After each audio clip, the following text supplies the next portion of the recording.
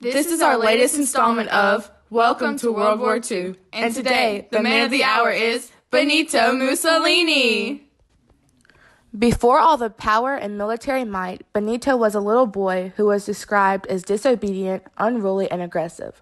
Because of his behavior, he was sent to a boarding school at Faenza.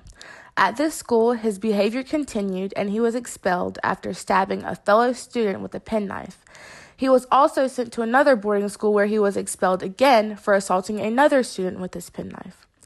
Even though he was aggressive and quite troublesome, he was also extremely intelligent. As he grew up, he gained a reputation for his rhetorical abilities. He also began working in political journalism. Combining views from his politically involved father and other political theories, he began sharing his views with the world. After writing in a variety of socialist papers, he founded the newspaper of his own, entitled The Class Struggle. He became known as one of the most gifted and dangerous of Italy's younger socialists. During the gain of his political fame, he met his first wife, Ida Dalser, and that ended shortly before he married his second wife. He met his second wife, Rochelle Gidi, when she was 16 years old. They got married on December 17, 1915. Rochelle and Benito had 5 children. They had 2 daughters, Ida, who was born in 1910, and Anna Maria, who was born in 1929.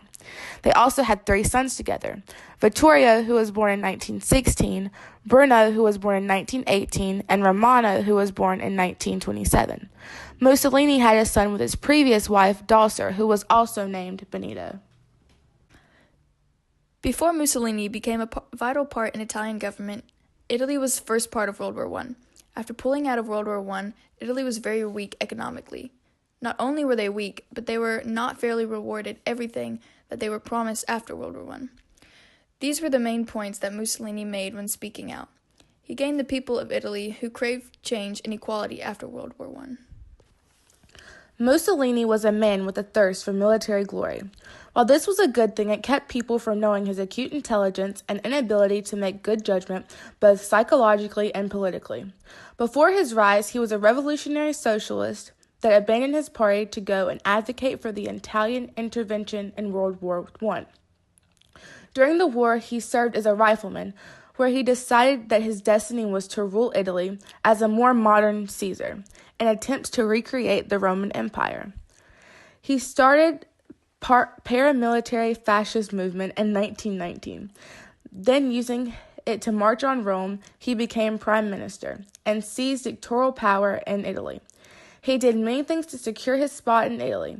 He subdued Libya, pacified Somalia, and conquered Ethiopia. He helped the nationalists win the Spanish Civil War and seized Albania. This made Mussolini and Italy a predominant power in the Mediterranean Red Sea region. However, these adventures from 1935 to 1939 left his armed forces exhausted. Poverty, low resources, industrial weakness, as well as untrained command officers afflicted the Italian forces. The king, Victor Emmanuel III, provided multiple officers with an authority figure to impede Mussolini's dominance within the military. With planes and military force power, he made a very innovative, fascist-minded air force. It ended up performing well over Ethiopia and Spain, but was well behind in technology later on. Mussolini promoted fascists to leadership roles and sponsored new army thinkings in the 1930s. But leaders in Italy that opposed these fascist ways crippled planning. Mussolini was impatient and lacked understanding and power to solve these rivalries. After that, he pursued in his imperial dreams with political, strategical, and doctrinal nuclear forces. This thinking and ideology began to gradually overcome Mussolini's common sense. He had already assumed victories over Britain and France during the Ethiopian and Spanish wars as proof of his military genius.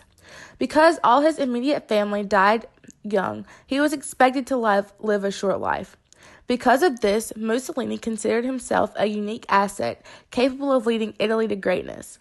He had the historical opportunity to increase power in Italy by pitting fascist Nazi government against French-British decadence. Mussolini once decided to gamble for a Mediterranean African empire through War of the West, Winning this could gain him prestige necessary to abolish the monarchy and create a truly totalitarian empire.